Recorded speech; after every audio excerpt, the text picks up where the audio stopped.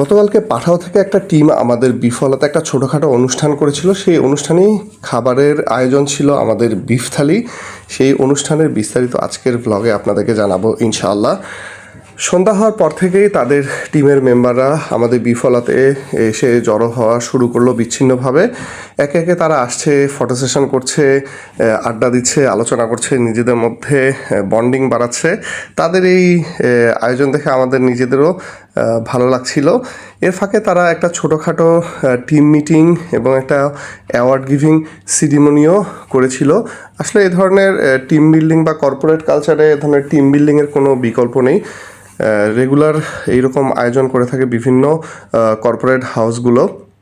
আজকে আমরা পাঠাওয়ের এই টিমের এরকম টিম বিল্ডিংয়ের সঙ্গী হতে পেরে খুশি লাগছে আমাদের।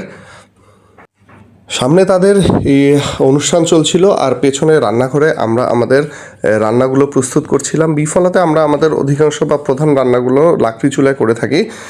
আমাদের এই বিফ থালিতে 10 পদের বিফ আইটেম দিয়ে এই বিফ থালিটি সাজানো হয়, তাই এইটি প্রস্তুত করতে একটি লম্বা সময় লাগে। আমাদের এই বিফ থালিতে পায়া, কলিজা, মগজ, তারপর নল্লি, মাংসের আচার, ঝুরা মাংস, এরকম 10 পদের আইটেম দিয়ে এই বিফ থালিটি সাজানো হয়। তাই আমরা একটু সময় নিয়ে এই বিফ থালিটি সাজিয়ে থাকি।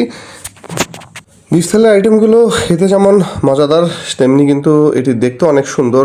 একটা করে থালি আনছিলাম এবং সবার মধ্যে একটা উৎসাহের রোল পড়ে যাচ্ছিল, সবাই ছবি তুলছিল, একটা আনন্দমুখর পরিবেশ ছিল, দেখতেই খুব ভালো লাগছিল। এর মধ্যে আবার তাদের 3জন নন মুসলিম মেম্বার ছিল, যাদের জন্য আমরা একটা মাটন প্লেটারও সাজিয়ে রেখেছিলাম।